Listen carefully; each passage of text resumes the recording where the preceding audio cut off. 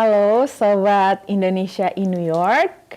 Hari ini kita akan melakukan podcast Ramadan bersama Ustadz Gus Dovir. Selamat datang di New York. Selamat datang, terima kasih. Iya, kali ini nama saya Maria. Dan untuk segmen pertama kami akan membahas soal agama dan relevansinya dengan media sosial. Baik. Iya. Pak Ustadz, kan kalau saya nih sebagai milenial, saya suka nih pakai media sosial. Dan kadang-kadang suka ada quotes-quotes. Saya suka itu baca-baca kayak gitu. Rasanya kita belajar sesuatu tentang agama, tapi tidak bertele-tele menurut saya ya. Kayak singkat, tapi kayak mengena nih. Misalnya saya lagi ada galau atau ada masalah di kehidupan saya, tapi ada quotes-quotes yang menyentuh seperti itu. Kalau menurut Pak Ustadz sendiri, kalau untuk berdakwah di era media sosial ini, apakah itu efektif untuk menyebarkan pesan-pesan agama? Yang secara singkat ya, kalau misalnya yang quotes-quotes seperti itu. Baik, sebutan saya terima kasih ya sudah diundang hadir di sini. Mula-mula begini, apa watak agama, apa watak media sosial, atau mula-mula apakah agama? Baik, banyak orang selama ini salah mengerti soal agama, spesifik Islam misalnya, atau media sosial. Pada saat yang sama, begitu ia salah memahami agama, kemungkinannya dua, dia bersikap ekstrim, kaku, keras, bahkan meneror dan seterusnya, atau nanti dia meninggalkan agama. Nah, bagaimana supaya agama senantiasa hadir dalam keseharian kita? Mula-mula agama ini apa sih? Itu kan tidak, dalam bahasa Yunani, gama, bingung. Supaya orang tidak bingung. Dalam bahasa Arab, din ya, dal, ya, nun, maknanya relasi, hubungan. Hubungan antara Tuhan yang superior, yang maha tinggi dengan kita. Dia yang disembah dan kita yang menyembah. Nah, hubungan ini harus mesra, harus intim. Hubungan ini tidak boleh meninggalkan status kita, predikat kita sebagai manusia. Nah, itu dia. Dan media sosial adalah bahagian dari keseharian kita sebagai manusia. Maka oleh karena itu, agama yang hadir melintasi perjalanan masa, ruang waktu, ya bagaimanapun karena ke media sosial sekarang adalah kebutuhan manusia, agama harus hadir untuk itu. Jadi kalau ada tadi katakan Mbak Maria panggilannya ya suka apa, kuat dan seterusnya, ini kan cara agama untuk hadir. Jadi kalau ditanya apakah ini baik untuk berdakwah, seharusnya. Apakah media sosial ini punya peran penting untuk merubah pola pikir, pola sikap, pola hidup manusia, atau cara manusia beragama? Memang demikian adanya. Maka agama tidak boleh antipati, satu, terhadap kemajuan-kemajuan saintek, salah satunya media sosial.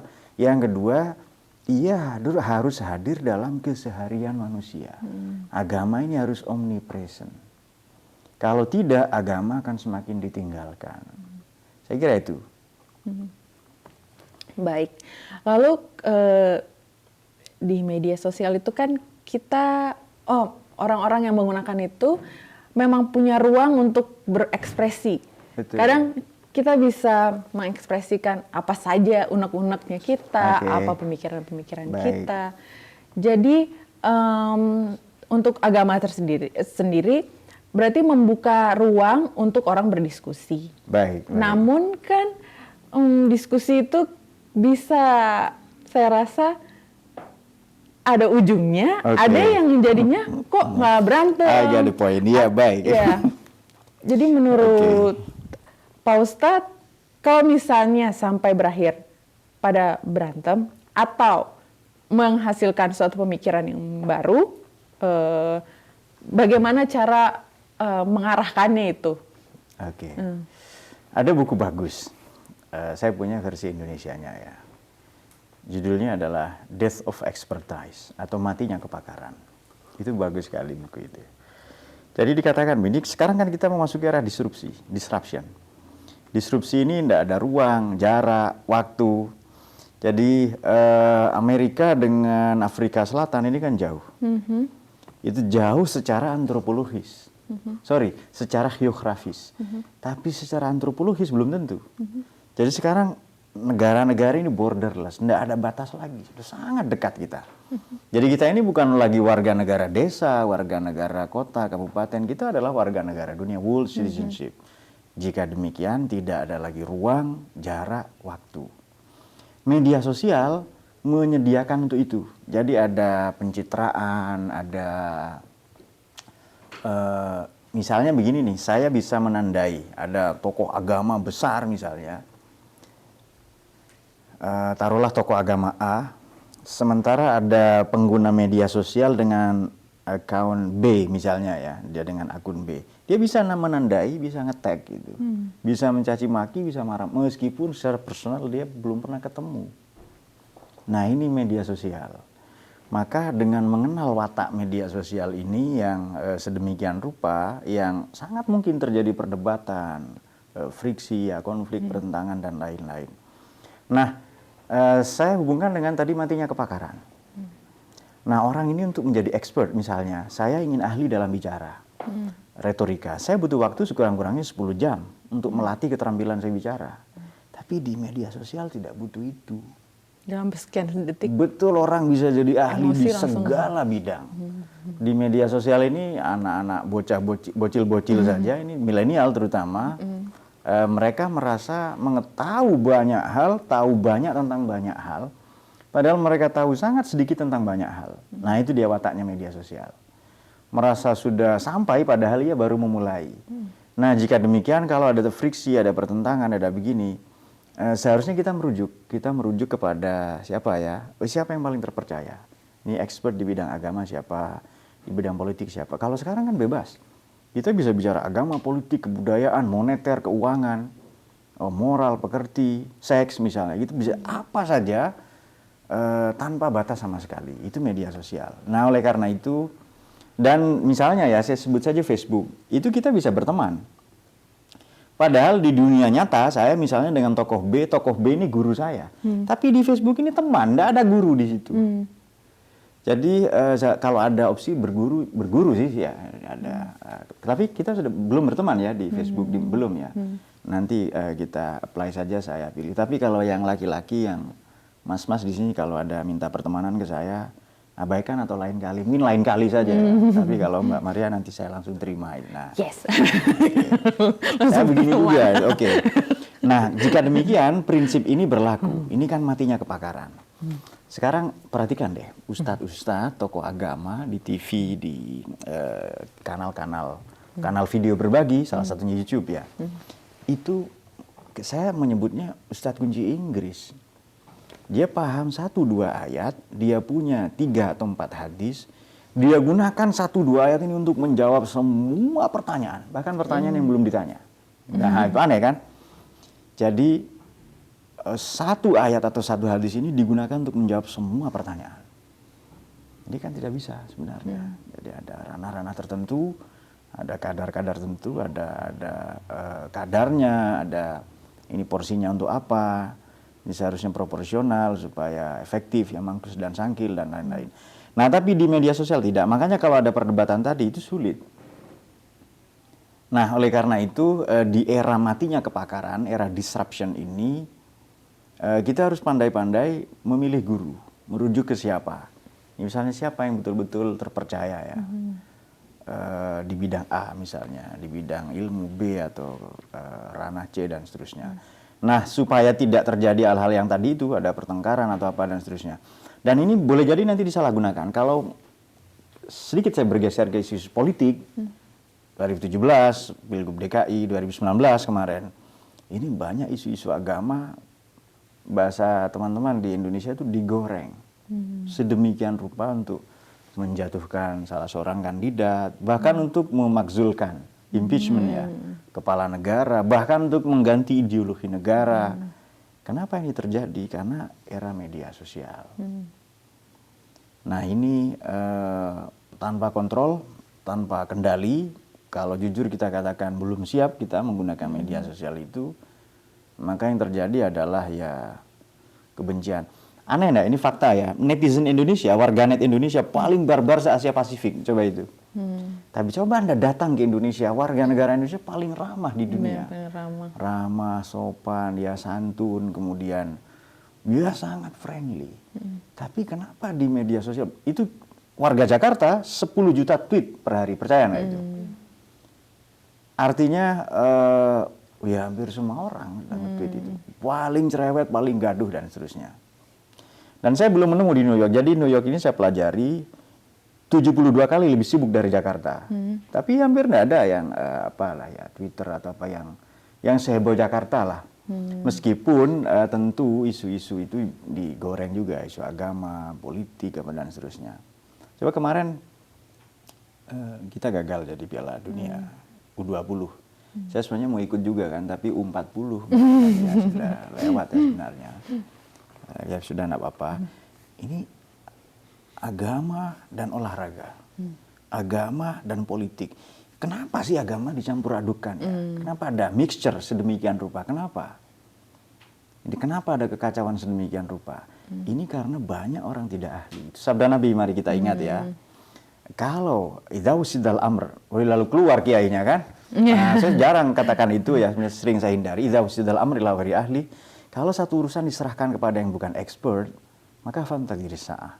Tunggu saja kehancurannya. Apa saja itu dalam semua bidang itu. Saya kira itu. Kan mencari guru, mencari ahli. Itu kan menurut saya butuh pengalaman dan kriteria. Iya, bagaimana dia bisa memilih suatu guru kalau dia tidak punya standar itu dalam dirinya. Betul, dia. Itu dia. Nah, itu kalau anak kecil baru belajar, dia standarnya kan masih meraba-raba. Kayak dia masih mendengar orang ini, orang dari berbagai pihak. Baik. Nah, bagaimana pengguna-pengguna media sosial ini bisa punya standar itu terlebih dahulu sebelum mereka mendengar ahli-ahli dari media sosial? Baik. Anak-anak atau pengguna baru ya, misalnya pendatang baru di politik, di agama, atau di apa saja, ini diistilahkan dengan swing. Kalau pemilih baru namanya swing voter. Kemudian kalau beragama dia masih baru ya swing religious. Dia masih terombang-ambing.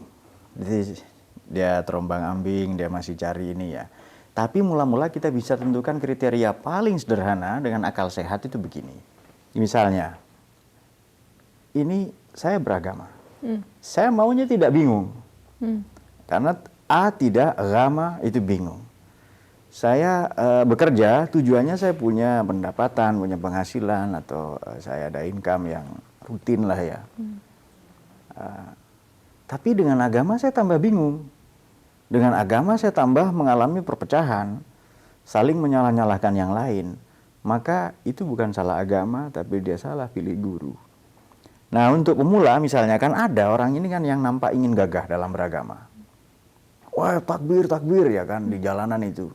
Allahu Akbar, Allahu Akbar. Ada yang iseng dijawab sebelahnya kan, Sami Allahu liman hamidah. Nah, itu dia. Yang artinya. Ya itu maksudnya Allahu Akbar kan takbir ya. Gerakan Sami Allahu itu tidak, itu gerakan baru berdiri itu. Tapi bukan takbir ya, bukan takbir atau bukan.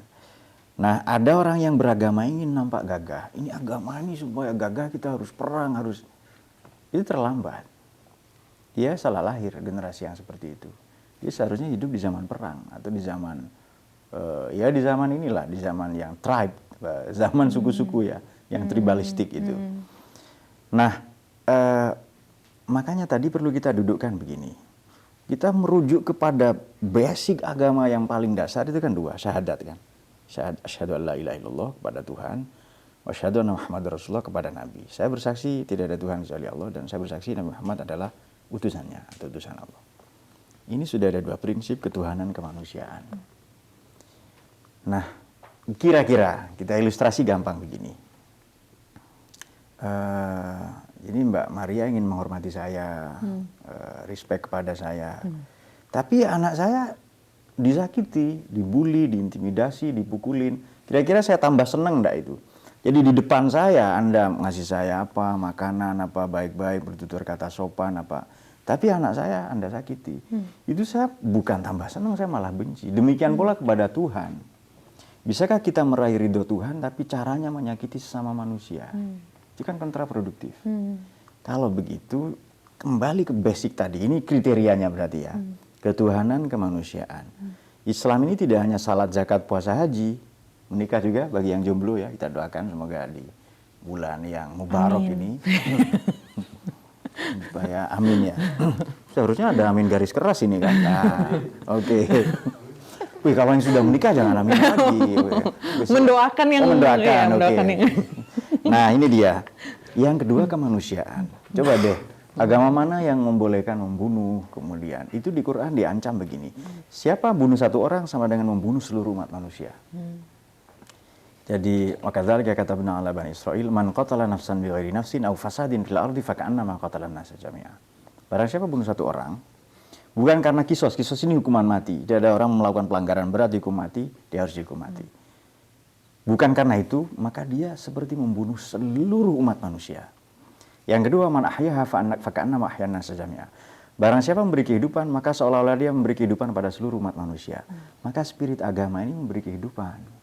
Mengasihi, bukan menyakiti, menyalah-nyalahkan.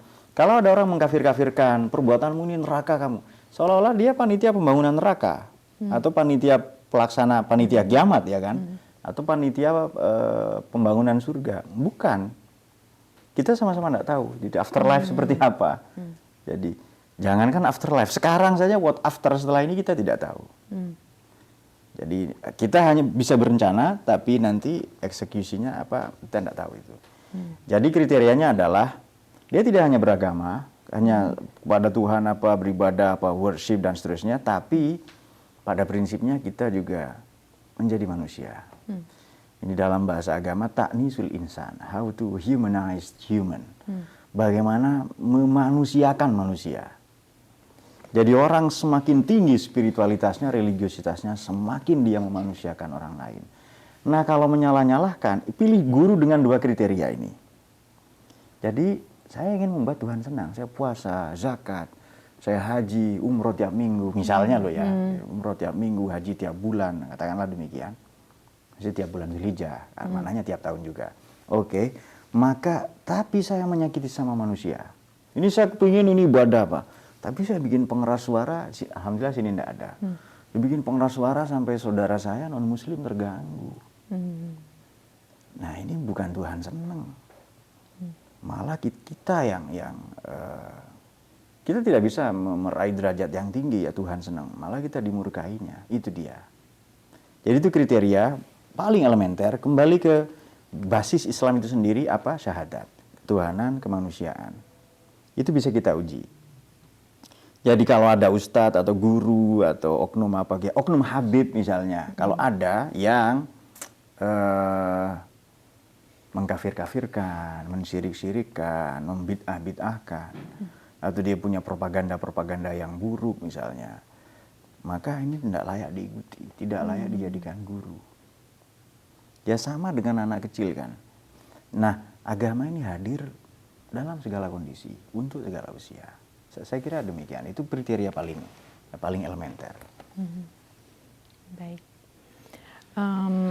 Saya rasa untuk segmen ini saya mendapat pelajaran yang banyak dari Pak Ustadz. Ya.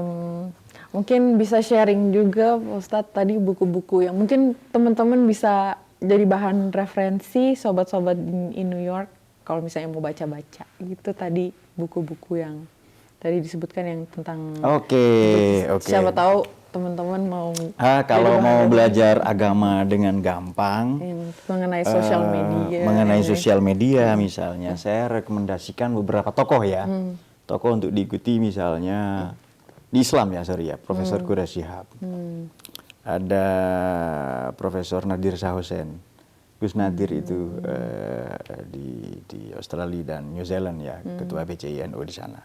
Kemudian ya itulah beberapa ya. Atau kalau di Twitter itu misalnya Kiai Ahmad Mustafa Bisri, Gusmus. Itu beragama dengan sangat santai, dengan sangat enjoy ya, tidak. Jadi dia sudah di level bukan memahami agama, tapi agamalah yang memahami kita. Maksudnya kayak agama. Oke, kalau saya tidak bisa sholat sambil berdiri, boleh nggak sambil duduk?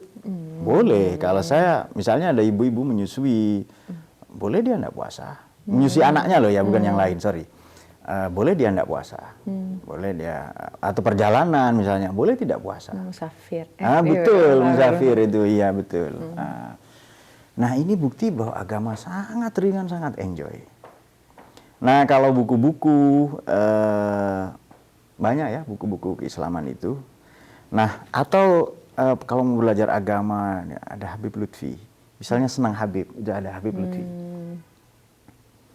Jadi tokoh-tokoh, kalau ormas misalnya, Pak, kalau ormas, oke ormas ini dua ini sudah sangat mewakili. Ada ormas NU dan Muhammadiyah, ini moderat. Silahkan pilih ini, ikuti ini, dua ini. Jadi dia, Muhammadiyah dan NU itu berbeda Mbak Maria ya. Tapi dua-duanya tidak saling mengkafirkan, mensyirikan, kamu syirik kafir, enggak ada. Dua-duanya berperan dalam mendirikan republik ini, dalam perjuangan kemerdekaan, mempertahankan kemerdekaan, mengisi kemerdekaan, tapi dua-duanya merasa ya seperti dua sayap saling melengkapi. Nah itu kalau ormas itu, kalau tokoh-tokoh tadi itu ya, kemudian kalau buku-buku banyak lah saya kira ya. Buku yang paling mewakili untuk belajar Islam dengan gampang ya bisa merujuk buku-buku tokoh tadi yang saya sebut ya. Saya tidak ingin menyebut diri saya sendiri karena saya masih murid dari mereka-mereka semua. Atau kalau di media sosial ini Anda mau pilih apa? Tafsir misalnya. Saya mengampu kajian tafsir, tafsir tematik ya.